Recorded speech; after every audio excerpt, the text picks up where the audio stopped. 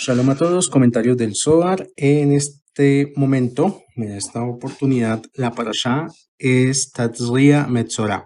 Son dos parashá. En este caso, por disposición de tiempo y de movimiento, básicamente, nos corresponde estudiar dos porciones de la Torah. Son muy parecidas una con la otra, pero en esta ocasión son dos. Y la semana entrante también estudiaremos dos al mismo tiempo.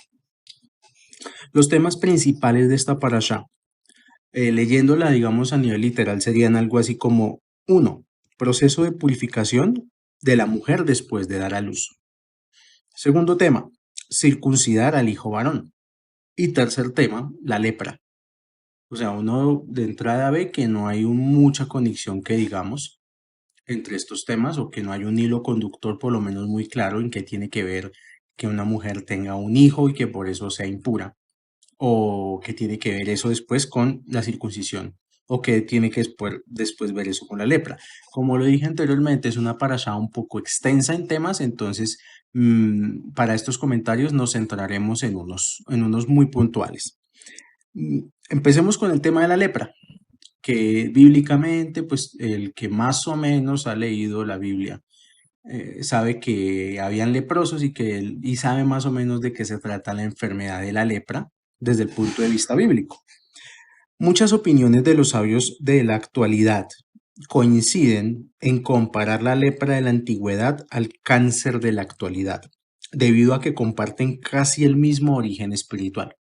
Lo que antes, en la época antigua, se conocía como lepra, hoy en día, para muchas personas se puede manifestar a través de esta enfermedad, Hasbe Shalom, lo aleino, llamada el cáncer. De hecho, un gran sabio hasídico del año 1800, que es conocido como el Hafetz Haim, escribió un libro sobre leyes de la Shonara. La Shonara es lengua maldita, o sea, hablar mal de una persona. Y eso también tiene leyes, y unas leyes bastante concretas y bastante extensas.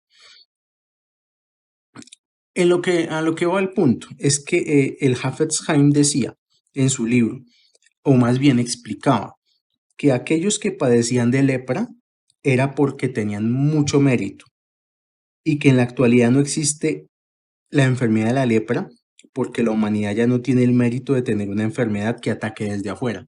O sea, aquí hay una cosa que ya de entrada es un poquito polémica. Tener lepra era un mérito. Muchas veces las personas, pues por una u otra razón, em, lo que menos quieren en la vida es una enfermedad. Lo que todo el tiempo estamos buscando es estar cómodos, tener comodidad personal, tener bienestar, que no nos duela nada. Pero resulta que en cierto modo una de las razones por las cuales venimos a este mundo, una de las razones por las cuales estamos encarnados es porque venimos a enfermarnos. Y pues ninguna persona se ha escapado de enfermarse. De una cosa, de otra, unas enfermedades más graves, otras menos graves, pero al final de cuentas, todos tenemos que pasar por ese proceso llamado enfermedad. La enfermedad es necesaria porque en muchos casos es la única oportunidad o la única posibilidad de rectificación espiritual. Ya cuando la persona no ha querido rectificar por medios espirituales, por medio del esfuerzo personal, tiene que venir un impulso externo a hacer ese proceso de rectificación. Es decir, todo ser humano va a rectificar sí o sí. Esto no se trata de que estudien Kabbalah, o de que estén en budismo, o o que sean ateos, o que sean lo que sea. Al sistema no le importa lo que la persona crea. El sistema no vive de que la persona crea o no crea en Dios. Lo único cierto es que hay algo que corregir y tenemos que corregirlo, y lo vamos a corregir. Puede sonar un poco fuerte, pero por las buenas o por las malas. Bien, entonces él dice, el Hafetz Haim, que la lepra era un mérito, era algo muy bueno. Y de hecho sí lo era desde una cierta explicación. La gente de la época en la que existía la lepra, y que era mucho más generalizada, era gente que tenía mucha más luz de la que la humanidad tiene ahora. Entonces, cuando hablaban la Shonara, cuando la persona cometía algún error, alguna transgresión o hablaba mal, inmediatamente su cuerpo rechazaba la energía de esa acción. Y en la superficie de la piel se formaban los tres tipos de lepra, que hay en la Torá. Dicen que hay unos tipos de lepra, unos tipos de manchas, que cada una corresponde a cierto tipo de acción negativa. O sea, lo que quiere decir es que inmediatamente la persona cometía la transgresión, se le manifestaba la consecuencia para que se diera cuenta inmediatamente, y sobre todo la enfermedad de la lepra tenía la cualidad de que no era una enfermedad mortal. Nadie moría directamente de eso, pero estamos hablando del año 1800. En el año 1800, que fue el año en el cual existió el Hafetz Haim, él decía que la gente ya estaba tan acostumbrada al mal que la lepra ya vivía dentro de la persona. O sea, ya la lepra no era algo externo, ya no se curaba solamente con un proceso de aislamiento, con un proceso de cuarentena. Ya esa lepra, ese tzarat, ya existía dentro de la persona, y estamos hablando del año 1800, o sea, estamos hablando de hace mucho tiempo. Hoy en día, que hay mucha más negatividad en las personas, pues, ¿qué podemos decir? Bueno, hay que tomar en cuenta que la gente que sufría de lepra se curaba a los 40 días. De hecho, lo único que tenían que hacer era aislarse 40 días. O sea, una persona cuando tenía lepra, la receta que le daba el Kohen Gadol, que en este caso eh, el médico era el Kohen Gadol, y la receta era básicamente aíslese. Muy parecido a lo que está pasando hoy en día, que hoy en día la receta para no contagiarse es quédese en la casa y aíslese.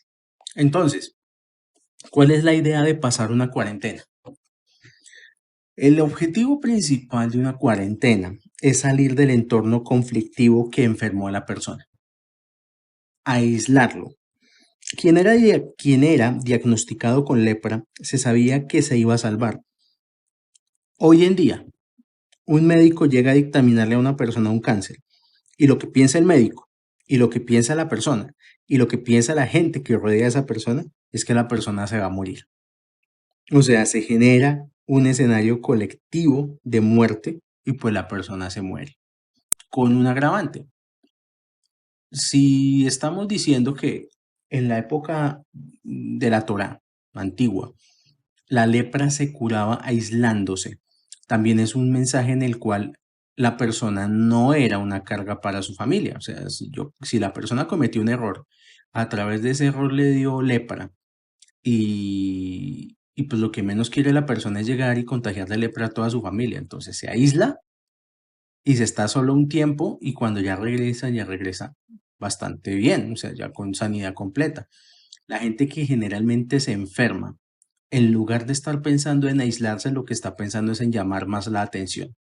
Y en redes sociales y con la familia, y que pobrecito, pobrecito que se enfermó, que no sé qué, que si sé más, todo el tiempo llamando a la conmiseración, todo el tiempo buscando que lo atiendan, que le alcancen, que le lleven. O sea, la enfermedad, en lugar de generar un estado de conciencia y de reflexión, lo que genera es un estado de mayor ego y de mayor egoísmo. La lepra nunca tenía que ver con lo que la persona pensara de sí misma, sino de su conflicto con otros y su entorno. Y la sanación comenzaba con una confesión verbal sobre lo que había hecho, o sea, asumir. O sea, el que tenía lepra sabía que había cometido un error, y no podía echarle la culpa ni al gobierno, ni a Diosito, ni a la familia. La primera condición para que la persona que tuviera lepra se pudiera sanar es confesar. Y confesar implica asumir. Si hoy en día los enfermos asumieran el por qué les llegó la enfermedad, muy seguramente un enorme porcentaje se sanaría. Pero en lugar de eso, la persona se enferma y tiende a culpar al mundo y a reclamarle más atención a los demás. Me enfermé porque, o sea, es mejor si una persona, así sea una gripa, un dolor de muela, lo que sea, reflexionar y decir, me pasó esto, por esto, por esto y por esto, y no empezar a buscar culpables afuera. Y más en estos días, las personas que estamos ya como cumpliendo la cuenta del Omer después de Pesaj, tenemos que tener mucho cuidado con lo que hablamos o interpretamos de otros, porque estos días no son días cualquiera, son días muy especiales. Pero esto de la cuenta del Omer y esta parashá viene al final de estos comentarios. Ahora bien, ya sabemos que existía una enfermedad que era la lepra y ya sabemos que daba por un acto negativo que es el lashon hara, la lengua maldita. Ahora bien, ¿qué es lashon hara? Lashon hara es el hecho de hablar con alguien de otra persona, con el objetivo de que esa persona cambie la percepción de quien se está hablando, sobre todo cuando el que habla lo que dice es cierto. Miren que lashon hara no necesariamente es decir mentiras de otra persona. Lashon hara no necesariamente es decir de otra persona algo que no sea cierto. Muchas veces el lashon hara empieza diciendo la verdad, pero usando la verdad como plataforma para dañar a otro, ¿sí? Porque pues es más peligroso, porque pues está diciendo la verdad.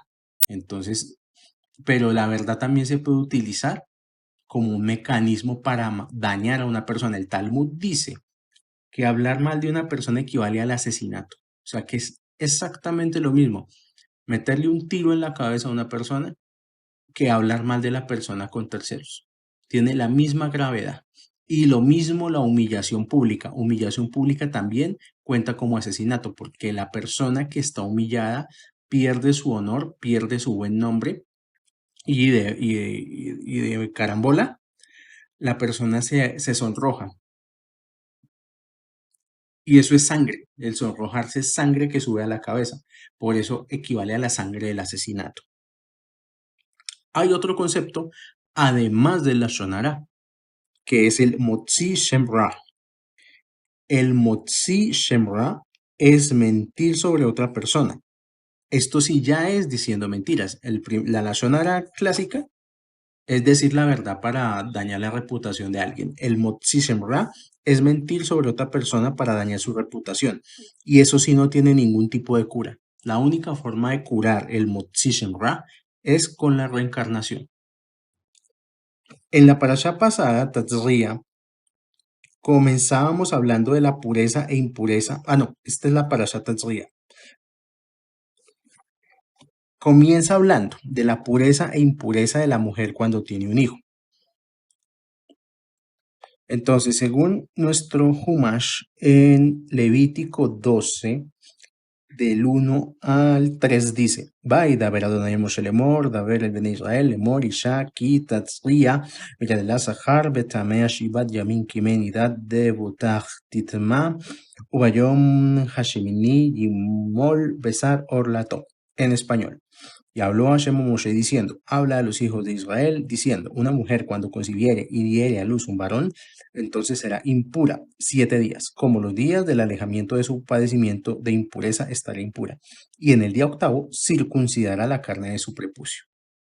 Uno empieza a notar que aquí no está hablando de concebir físicamente a alguien porque está diciendo, y es llamativo, que hay un imperativo declarando que dará luz a un varón y no a una mujer, con lo cual parece que hay algo oculto. Entonces, esto lo vamos a empezar a estudiar ya directamente con el Zohar y con uno de los rezos más importantes que se hacen en Shabbat. Este rezo se le conoce como el Eshet Hayil, una mujer de valor. El Eshet Hayil se hace los viernes por la noche en casa, cuando ya estaba la familia en casa. Es una bendición especial que se hace a la mujer, a la mujer de la casa, y se hace para darle honor, para darle valor a todo lo que ella hace. Debemos entender que el centro de todo hogar es la mujer, la madre principalmente. Entonces hay que hacerle una bendición especial porque de esa bendición depende que vengan las bendiciones para toda la familia. Dice el Zohar Sobre la mujer virtuosa, Eshet Hagil. Rabbi Abba caminaba a la cueva de Lot en el pueblo de Cania con Rabbi Yossi y Rabbi Hillá. Rabbi Yossi dijo, abro comillas, una mujer virtuosa es una corona para su marido. Cierro comillas. Esto está en Mishlei 12:4. La mujer virtuosa, desde el punto de vista del Zohar, es la congregación de Israel, la Shejinah, mientras que mientras la que actúa vergonzosamente es como podredumbre en los huesos de él. Esto se refiere a las naciones paganas y odiosas, a quienes el santo bendito sea no puede tolerar en este mundo, como está escrito, abro comillas, y yo los aborrezco. Esto es Vallicra 20:23. Como si fueran espinas de ortiga, las cuales le dan dolor al hombre y es por eso que no pueden soportarlas. Entonces, luego Rabbi Abba dijo, ciertamente es así. La mujer virtuosa es la congregación de Israel, quien es señora de muchos ejércitos y huestes de ángeles que moran en el mundo, a saber, todos los moradores de Briá, Yetzirá y Asiyá, que se expanden desde ella. Una mujer virtuosa significa las dos cosas, señora y señor. Abro comillas, una corona para su marido, cierro comillas, es similar a las palabras, una corona de gloria. Esto está en Yeshaya 62:3 y conecta con la Sefirá de Tiferet. Y todo es lo mismo, ya que Tiferet es el marido de la Shejinah. Sigue, ¿quién puede llegar a encontrarla? Significa, ¿quién puede tener el mérito de ser parte de la congregación de Israel? Hasta aquí esta primera parte del Zohar. Yo sé que el Zohar es un poquito difícil de entender y es la belleza de del Zohar en sí mismo, que hay que estudiarlo mucho para sacarle todos los secretos que tiene. Entonces, una de las ideas principales de la mujer virtuosa, desde el punto de vista del Zohar, es la congregación de Israel. O sea, que la mujer virtuosa es la congregación de Israel. Ahora, ser parte de la congregación de Israel hace parte de la vibración de la persona, no hace parte de una etnia como tal. Lo otro se llama ser judío y ser judío es una religión. Es muy diferente ser judío a ser congregación de Israel. Congregación de Israel es un nivel superconsciente en el cual hasta la persona menos preparada y astuta siempre toma la decisión correcta. Hay gente que, por ejemplo, se ufana de su inteligencia, de su conocimiento, de sus títulos, de sus posgrados, pero no son capaces de tomar decisiones acertadas en ningún campo de su vida o en muy pocos campos de su vida. Hay gente que pueda que no sea tan preparada, que no tenga tanta información en la cabeza, pero siempre le atinan, siempre tienen el ojo, o sea, donde ponen el ojo ponen la bala. Y es porque esas personas tienen un nivel de inteligencia superior al nivel intelectual. Estoy poniendo un ejemplo. Repito, congregación de Israel es un nivel superconsciente en el cual hasta la persona menos preparada y astuta siempre toma la decisión correcta. Quien pertenece al nivel superconsciente o quien logra tocar el nivel superconsciente, llamado congregación de Israel, entiende más fácilmente la ley de causa y efecto y por eso sabe tomar mejores decisiones. Sigo. Caso contrario a aquellos que se vanaglorian de su inteligencia, pero siempre toman malas decisiones respecto a las cosas importantes de la vida. Ahora, sigue el poema de Leshet Hagil, porque su precio de venta es más elevado que el de los rubíes. Entonces aquí pregunta, ¿por qué dice su precio de venta cuando debió decir su precio de compra? O sea, no le está vendiendo, debió haber dicho el poema su precio de compra y no su precio de venta.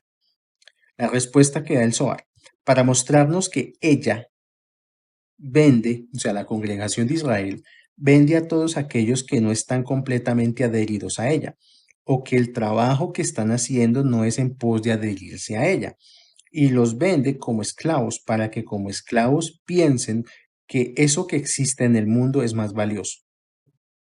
Es decir, en palabras un poco más directas, las personas no es que vengan a estudiar Kabbalah, No es que un día amanecieron con ganas de estudiar Zohar o de estudiar Torah. Es la Torah la que selecciona a las personas que quiere contactar. O sea, estamos hablando de una tecnología de conocimiento mucho más compleja de lo que nosotros nos imaginamos.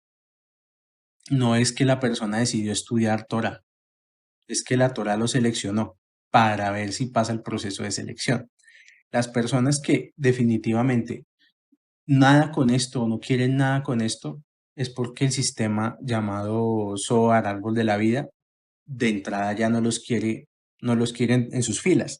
Y de hecho, ¿por qué hablo de proceso de selección? Porque pues hay muchas personas que entran a Torah, entran a Kabbalah, primero con su pensamiento religioso, con el pensamiento de Diosito, dame. O sea, que Diosito es un cajero automático y que la Biblia es la tarjeta de crédito y que es meta tarjetazos. Y tienen solamente la conciencia de que la religión es para pedir y para que le solucione los problemas. Ese tipo de personas están en un proceso diferente, pero la tienen un poquito más difícil porque tienen que salir de su pensamiento religioso, de pedir, de todo el tiempo estar pidiendo y entrar a la conciencia de que primero tienen que dar y compartir.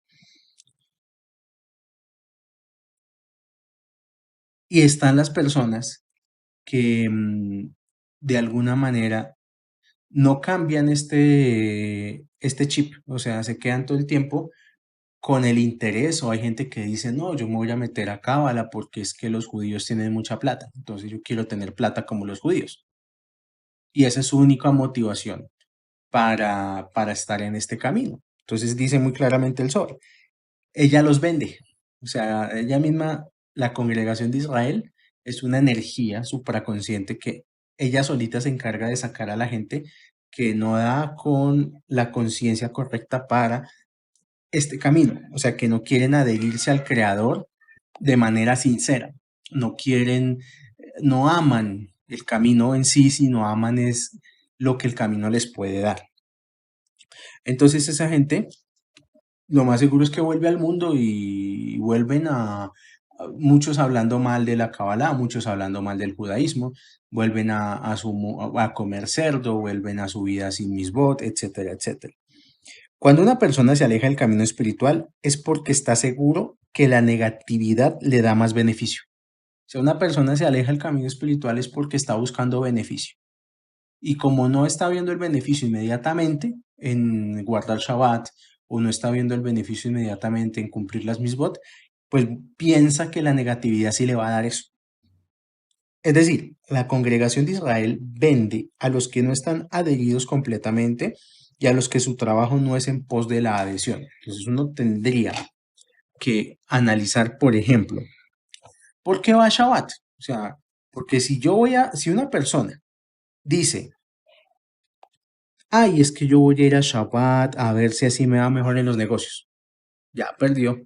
El que va a Shabbat con esa mentalidad de que yo voy a Shabbat para que esta semana me vaya bien en la plata, game over. Mejor que no venga a Shabbat, o sea, porque no entendió nada. O sea, el que cumple la Torah con esa mentalidad materialista no entendió nada. Ahora, ¿qué son los rubíes? En este verso del Leshet Hayil, son los secretos de la Torah. Aquellos que son vendidos por la Shejina no tienen parte de eso. Ser vendido por la Shejina es ser privado de claridad para darse cuenta de qué le pasa en la vida y por qué. Y es quedar al mismo nivel de los otros pueblos, en su misma conciencia y en su mismo discurso. Lamentablemente, y pues en eso todos caemos, o sea, su servidor, el que les está hablando y toda persona. Uno muchas veces se deja meter en discusiones de política, en discusiones de economía, en discusiones de conspiranoicos, en todo eso que habla la gente común y corriente y se deja meter en ese discurso. Es algo normal, es parte del proceso, pero uno no debe permitirse estar al nivel de la gente común y corriente, porque como dijo alguna vez alguien, una frase de un exfutbolista, pues, yo sé que es fútbol, pero es una frase buena. Decía, gente del montón hay un montón. Y es verdad, gente del montón hay un montón. Y si uno está en Torah, uno no puede pensar como la gente del montón y uno no puede ver las cosas que ve la gente del montón y uno no puede repetir el discurso que repite la gente del montón. La gente o tiene los rubíes, que son los secretos de la Torah, o es vendido por la Shejina y empieza a repetir la misma lora que repite cualquier persona que no está en ningún camino espiritual. Otra cosa en la cual uno tiene que analizarse en esta cuenta del hombre. ¿Qué tanto de mis palabras o qué tanto de mi discurso es un discurso que repetiría cualquier parroquiano, cualquier persona del común? Y pues si eso es así, bombillo rojo, hay que cambiar. Rabbi ya abrió con el siguiente versículo. Entonces, dice aquí Rabbi ya, el corazón de su esposo confía en ella, y a él no le faltará beneficio. Esta es otra frase de Eshet Hayil. Dice, se refiere a el santo bendito sea, que en este caso se manifiesta como Seirampín, y quien por esta razón la pone a cargo del mundo para que sea guiado por ella. Cuando en un hogar abunda el sustento es a causa del mérito de la esposa, no del mérito del esposo. Yo creo, no me acuerdo bien, pero en una charla pequeñita que fue la conciencia de Pesaj, leí unos apartados del Talmud Kedoshim acerca de cómo debe tratar el hombre a su mujer, que la mujer en el hogar es prácticamente la representación física de la Torah. Y esto hace referencia a eso, que cuando en un hogar abunda el sustento, no es a causa del mérito del esposo. O sea, y muchas veces hay hombres que sí, que lamentablemente, no, es que aquí el que trae la plata soy yo, aquí el que trabaja soy yo, usted que se la pasa haciendo todo el día, que no sé qué, que sí sé más. Y resulta que el mérito de lo que el hombre tiene es a causa de la esposa. ¿Cuántas veces no ha pasado que un hombre se separa de su esposa y queda en la ruina porque se quedó sin el mérito para tener lo que tenía? Entonces, a eso se refiere este versículo del Lejadodí.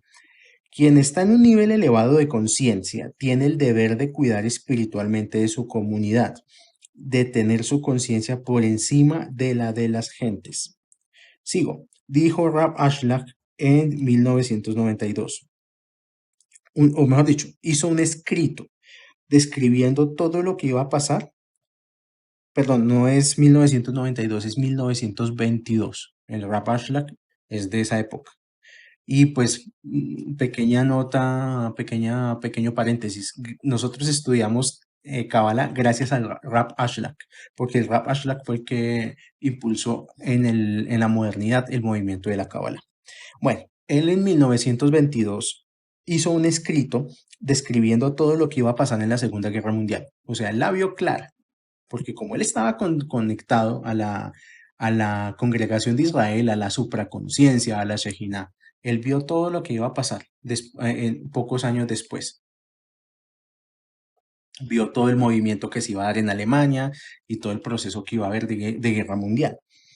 En ese escrito, él dijo que habrían decenas de millones de personas asesinadas y una destrucción jamás vista antes, y que los únicos responsables eran los judíos europeos. Y esto debido a la decadencia de los judíos alemanes de su tiempo. De hecho, por este escrito, muchas veces muchas personas, digamos, lo acusaron de antisemita, pero pues ese no era el sentido de lo que él quería decir. Rabí sí explicó el siguiente versículo. Se comportará bien con él y no mal en todos los días de la vida de ella. Bueno, yo quiero explicar, antes de seguir con esto, quiero explicar el párrafo anterior del Rab Ashlag. Sí, creo que es importante.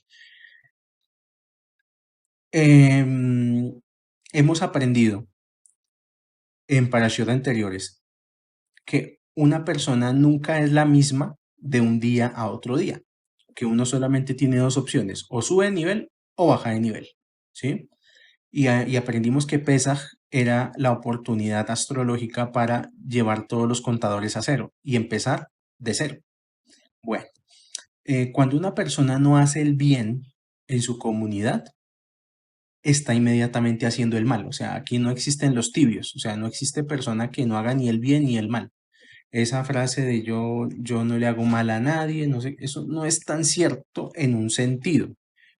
Y es que la persona que tiene el conocimiento espiritual, que tiene las herramientas espirituales y que no hace cosas espirituales por su comunidad, es como si le estuviera haciendo el mal a esa comunidad.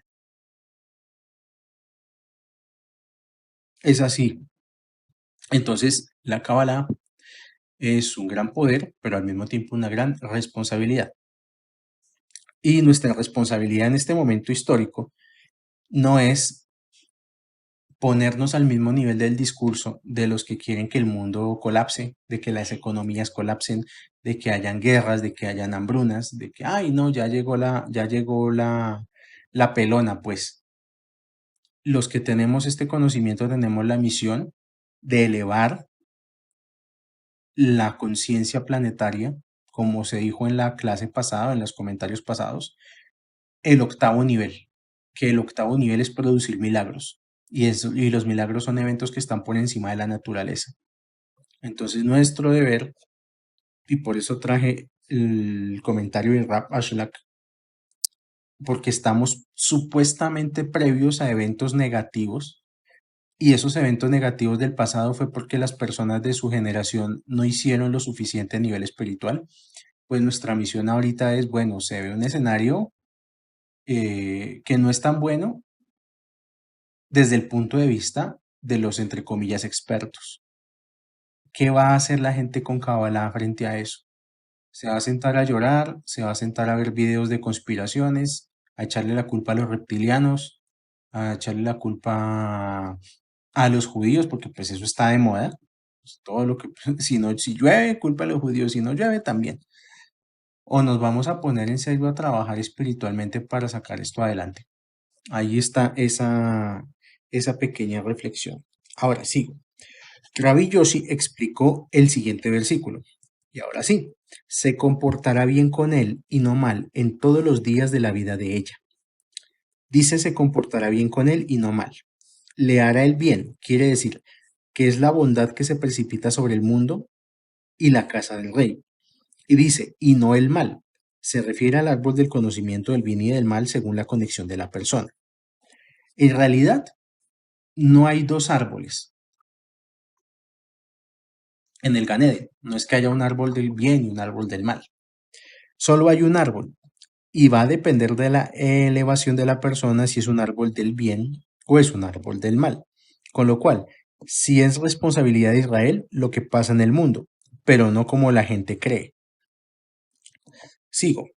Cuando los días del cielo significa las sefirot de Seir Anpin brillan sobre ella y se unen con ella apropiadamente. Es decir, la persona cuando tiene Seir Anpin equilibrado y tiene brillo sobre Seir Anpin, conecta con el árbol del bien. Los dioses del cielo son los días del cielo, perdón, los días del cielo son los días de toda su vida, que también son Seir Anpin. Bueno, en resumen, esta primera parte no nos está hablando pues de que la mujer sea impura, está hablando es de la conexión que las personas deben tener con la santidad de la supraconciencia conocida como la Congregación de Israel. Y vamos a dejar este tema hasta aquí porque pues hay otros temas en los comentarios. Dice, vengan y miren, cuando un hombre está a punto de santificarse a sí mismo en la unión marital con su esposa y lo hace desde una pureza, un deseo de pureza, hay un Espíritu Santo que despierta sobre él y ese espíritu incluye aspectos femeninos y masculinos, puesto que este espíritu que se despierta hace de la unión entre Seirampin y Malhut, las cuales son el secreto entre lo masculino y lo femenino. El santo bendito sea él, o sea, Yud He, indica a un ministro en particular y le da el trabajo de supervisar la concepción de ese hombre y le entrega en sus manos un alma para que la lleve a esa familia. Y antes de entregar esa alma, le da un mandamiento antes de que baje al mundo. le hace jurar que cuando baje de la tierra va a ser una persona justa. Em, Esto tiene mucho que ver con los secretos cabalísticos que hay detrás del nacimiento de las almas o de la bajada de las almas al mundo. En primer lugar, está diciendo que hay unas precondiciones para que una pareja pueda bajar un hijo puro o un hijo con un alma grande al mundo. No todo el mundo tiene el mérito de bajar hijos con elevación espiritual. De hecho, si uno mira socialmente cómo está compuesta la población joven hoy en día o las almas que están viniendo, que son jóvenes que están más propensos a tener relación con la violencia, con la sexualidad desenfrenada, con las desviaciones, con el robo, con mucha negatividad. Uno no puede decir esos jóvenes son malos, porque ellos son el fruto de la unión de sus padres. Ahí los que tuvieron la culpa de que esa alma bajara al mundo son sus padres. Esto es, hasta bajar almas al mundo tiene su tecnología. No es de cualquier manera que se bajan almas al mundo. Esto se está estudiando en estos comentarios es porque uno siempre ha sido creado con una imagen. Toda persona ha sido creada con una imagen. Esa imagen la vamos a llamar Selem y camina por el mundo según esa imagen. De hecho, cuando hablábamos de los 10 mandamientos, ahí decía que no pondrás otra imagen delante de mí. O sea, no tendrás otros dioses, pero dice realmente, no pondrás otras imágenes delante de mí. O sea, que uno, en ese momento, cuando se estudió eso, lo que quería decir era que uno no debe alterar su tselem, que uno no debe alterar su propia imagen, que cada imagen, que cada persona es única y que no debe alterarla porque eso es idolatría. De hecho, la razón por la cual nosotros permanecemos estables en este mundo, la razón por la cual no hemos muerto o no morimos, es porque caminamos sobre la tierra con este tselem, con esta imagen. De hecho, el rey Salomón advertía mucho a la gente, antes de que tu Dios, antes de que tus días se enfríen y las sombras se vayan de ti. Esto es un versículo del rey Salomón. Repito, antes de que tus días se enfríen, o sea, antes de morir y las sombras se vayan de ti. Las sombras son los tselem de las personas. Eso era eso era lo que quería decir aquí el rey Salomón. Ahora, este tema va a ser un poquito fuerte porque vamos a hablar de hechicería y tiene mucho que ver con la parashá. Esta discusión o este tema lo propone acá el Rab Shimon. Rab Shimon dice, en el libro de los hechiceros de Asmodeus, leí y encontré que aquellos que tienen el deseo de hacer brujerías, algo que proviene del lado de la izquierda, deben estar en oscuridad y colocar velas, con el único objetivo de que se vea una sombra de sí mismo. Debe decir las palabras apropiadas para el encantamiento que está tratando de hacer y solicitar los aspectos de impureza a través de nombres impuros para la brujería que la persona desea hacer. Cuando la persona hace eso, lo que está haciendo es que le está entregando su tselem al otro lado, porque si no tiene un tselem para entregar, no hay posibilidad de convocar espíritus del mal para operar. Es decir, cuando alguien desea dañar a otro con brujería, la moneda de cambio del hombre para dar al mundo espiritual del mal, o sea, para el otro lado, es su propio tselem. Y sin importar qué lo motiva a hacer la brujería, la persona le da el dominio deja el dominio de su amo, agarra este Selem y lo deposita en los aspectos de impureza. Un poquito fuerte este comentario del Zohar. Primero está diciendo, una persona que quiera hacer una operación negativa de brujería tiene que estar a oscuras. No se le puede ver la cara, no se le puede ver el rostro. Solamente deben verse sombras. Las sombras en este caso son como portales. Y a través de estas sombras quien hace este tipo de ritos o quien se presta para este tipo de cosas, lo que hace es entregar su propio Selem. Es una es una forma, aunque no es lo mismo, de vender su alma. Es que el alma es otra cosa.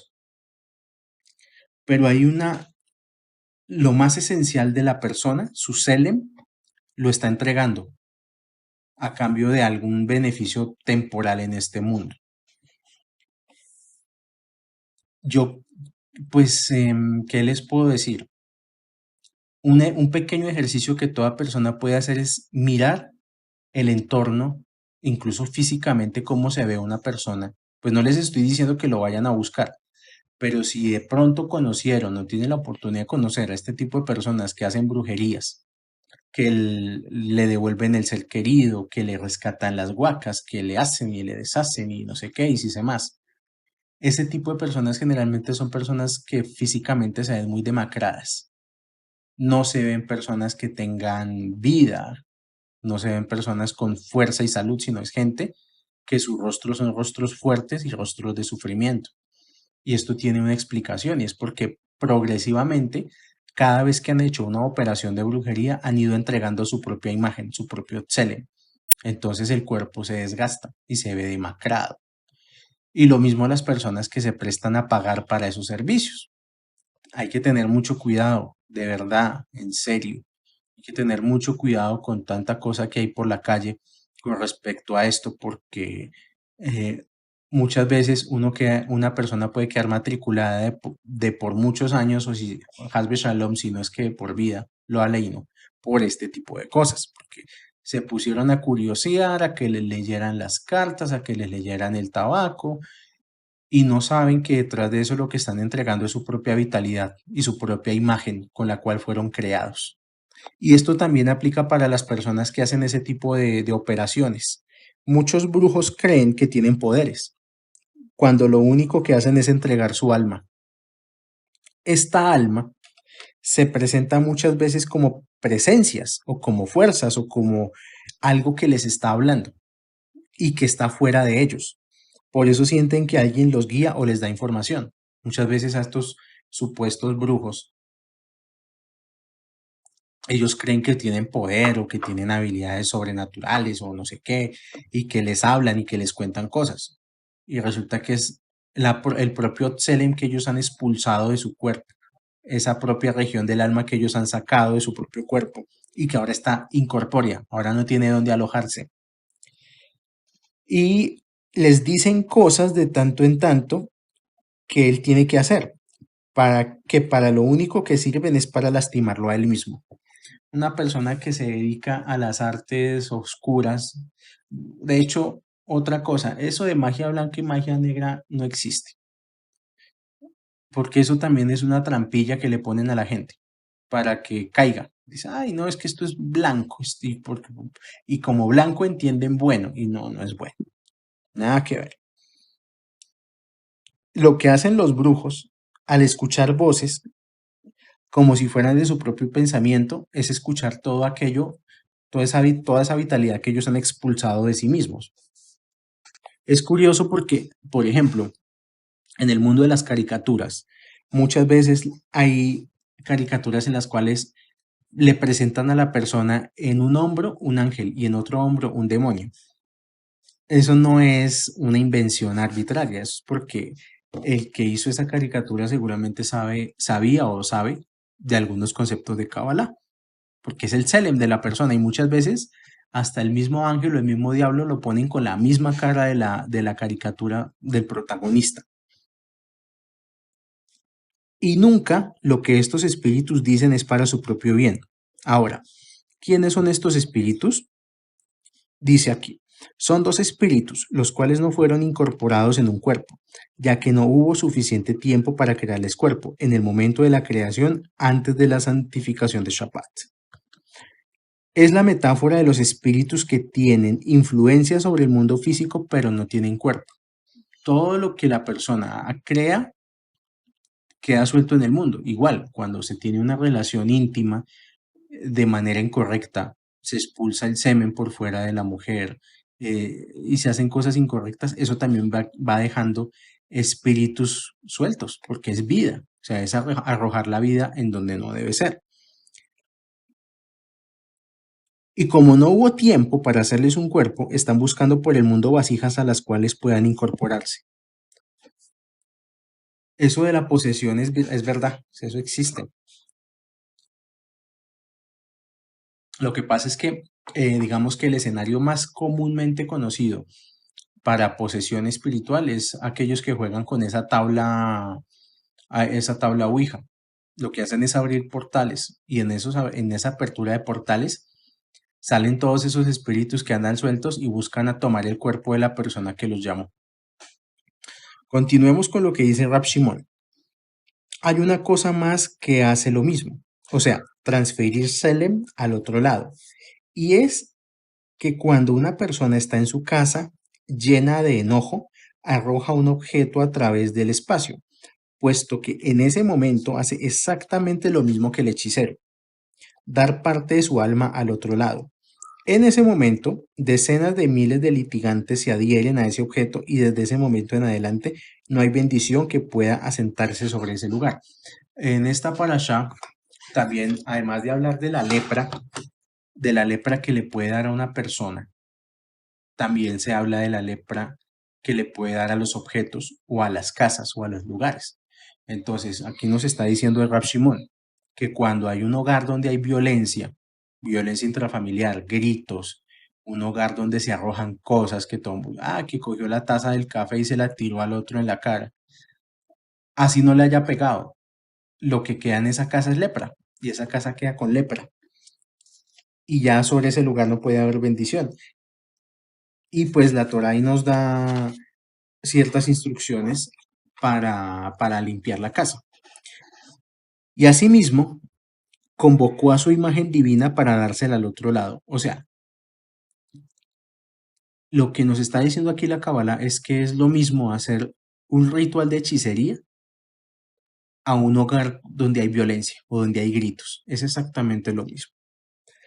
Porque lo que se logra es lo mismo, sacar de uno, Selem, sacar de uno su propia imagen y entregársela a la oscuridad. Dice aquí, cuando se acercan los días para que este hombre deje este mundo, estos espíritus del mal que solían agarrarse a él día a día y a su Tselem, para ese entonces han tomado la imagen divina de ese hombre y la han consumido.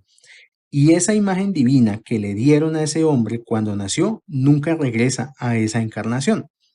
Y cuando el hombre se da cuenta de cuán rechazable es la imagen que tiene ahora, decide morir. Entonces, esto es una explicación un poco de lo que pasa y esto está demasiado ligado a la Shonara. Explico. Se dice que el ángel de la muerte es un ser lleno de ojos, con una espada con veneno en la mano derecha. Entonces, eso es como uno imaginarse un monstruo, que el ángel de la muerte es un monstruo lleno de ojos, o sea, por todo el cuerpo. Y los ojos de los cuales el ángel de la muerte está hecho son los ojos de la persona que va a matar. O sea, todas las miradas con las que percibió el mundo toda su vida. Yo no sé si ustedes han escuchado a las personas que cuando están ya cerca a morir, sienten que toda la vida les pasó por el frente, como que toda la película se les vino a la cabeza y vieron desde chiquitos hasta que murieron. Y bueno, hay los que vuelven de ese estado son los que relatan eso. Dicen, no, si a mí se me presentó toda la vida frente a mis ojos. Pues bueno, eso está en el Zohar y es lo que nos está diciendo aquí. O sea, que cuando la persona va a morir, todo juicio que una persona hizo conforma la imagen del ángel de la muerte. Cada juicio que la persona hizo en el mundo le dio forma a ese ángel de la muerte. Según este planteamiento del Zohar, todas las personas se suicidan. ¿Por qué? Porque cuando la persona ve al ángel de la muerte, ve que de golpe todos los juicios que hizo en la vida los ve de golpe y es una imagen tan insoportable. O sea, ver todo lo que hizo en la vida le es tan insoportable que la propia persona toma la espada envenenada para que yo no, ¿por qué? Porque ya no puede cambiar nada. O sea, lo insoportable de ver todos los juicios que la persona hizo en la vida es ver que ya no puede hacer nada. Entonces, lo único que le queda es morir. Esto en un nivel supraconsciente. Ya se ha explicado que el alma decide que no puede más con esta materia y abandona el cuerpo. En Parashot anteriores se explicó eso, que el alma sufre mucho estando en un cuerpo, que el alma está exiliada, o sea, el exilio en Egipto es el alma metida en un cuerpo y que ese cuerpo haga lo que le dé la gana, que el cuerpo no esté haciendo lo que tiene que hacer. Y para el alma, la muerte de ese cuerpo es una liberación. Por ende, son dos episodios diferentes, la salida del alma del cuerpo a la visita del ángel de la muerte. Y volvemos a tomar el ejemplo del suicidio. Cuando una persona toma la decisión de suicidarse, es porque en esa persona ya no hay alma. O sea, antes de que una persona muera, por lo menos un mes antes, ya esa persona no tiene alma dentro de su cuerpo. El alma ya se fue. Ya lo que queda en la persona es el puro nefesh y el selem. Y lo único que queda por entregar es eso. Pero una persona que tomó la decisión de suicidarse es porque en esa persona ya no hay alma. Y lo único que le queda es eso, entregar el selem.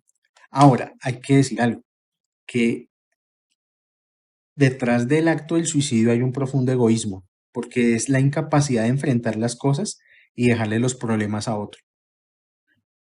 Pero bueno, eh, ya para entrar a conclusiones, ya uno empieza a deducir varias cosas.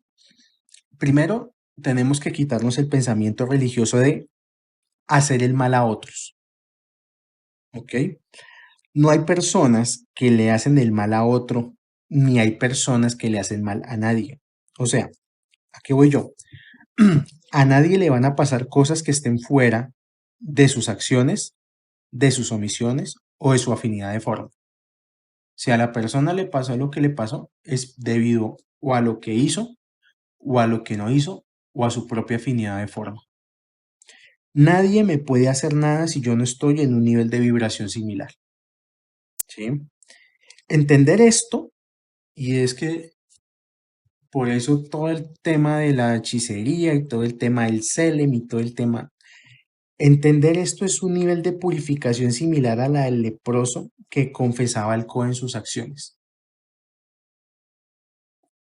Cuando uno entiende, nadie me hizo nada, empieza a sanar. Y es posiblemente lo más difícil del camino espiritual. Lo más fácil es estudiar, llenarse de información, rezar, eh, alabar a Diosito, todo eso es facilísimo. Pero lo difícil es llegar al nivel de conciencia de nadie me hizo nada. Y eso fue prácticamente el comienzo de estos comentarios, que cuando el leproso llegaba a donde el Cohen ya sabía que iba por dentro y que tenía que confesar qué fue lo que hizo. Ya no iba a ir a decirle al Cohen mentiras, porque pues no había cómo. Entonces, la cuenta del Homer, que es el tiempo en el cual estamos ahorita, es el tiempo ideal para purificarse de acciones negativas de juicios. Quien hace correcto su trabajo del Homer, le viene a su conciencia la secuencia de acciones que lo tienen en un determinado estado de vida. En vez de esperarse a que llegue el ángel de la muerte a la persona y que el ángel de la muerte le ponga toda la película de golpe, uno podría aprovechar la cuenta del Homer y empezar a indagar la secuencia de acciones que lo han llevado a los problemas que uno tiene o que la persona tiene. Es un tiempo precioso. En conversaciones anteriores de SOAR hablamos de que estos días uno puede subir 8 niveles de pureza o de conciencia por día, que eso nunca sucede en el resto del año. Entonces, por eso es tan importante no solamente hacer el rezo de la cuenta del Homer, sino hacer el trabajo del Homer. En la Shonara, muchas veces son pequeñas licencias que la persona se da para joder al otro, pero un poquito. Y es la propia persona la que queda jodida. También hay que aprovechar para analizar el Ashonara. Y el Ashonara no es decir cosas graves, no es ir y acabar una persona en redes sociales o ir a echar chismes familiares. El Ashonara puede ser cositas chiquitas, pequeñas piedrecillas, pero que tienen dentro de sí la intención de joder. Si uno se pone a pensar y hace cuentas, ya que estamos en la cuenta del hombre, ¿cómo eran las cuentas del leproso? Un día el leproso se enfermaba. Al otro día, el leproso iba a ver al Cohen. Entonces ya llevamos 2 días. 7 días de purificación. Ya llevamos 9 días. Y después de los 7 días de purificación, 40 días afuera del campamento. En total nos da 49 días. Y estos 49 días son similares a la cuenta del Homer. La medicina de la cuenta del Homer, ¿cuál es? No es lo que el otro hace, es porque me resuena a mí. Yo quiero cerrar esta serie de comentarios de estas dos parashá con esta última frase. No es lo que las personas hacen, es porque lo que las personas hacen resuena dentro de mí. Porque me afecta, porque me molesta, porque fulanito me cae mal, porque fulanito no me lo paso, porque lo que esa persona hace no me gusta. El problema no está en lo que las personas hagan. El problema siempre lo tiene uno. Entonces, con esta reflexión, les deseo que tengan una excelente semana. Las personas que estén confinadas, que tomemos, me incluyo, este confinamiento como ese aislamiento para retirarnos el zarat que haya dentro de nosotros, esa negatividad oculta o visible, lo que sea, y que tengamos Parnasa Tová, Aslajá, Refuah Shelema y muchas, muchas bendiciones. Shalom.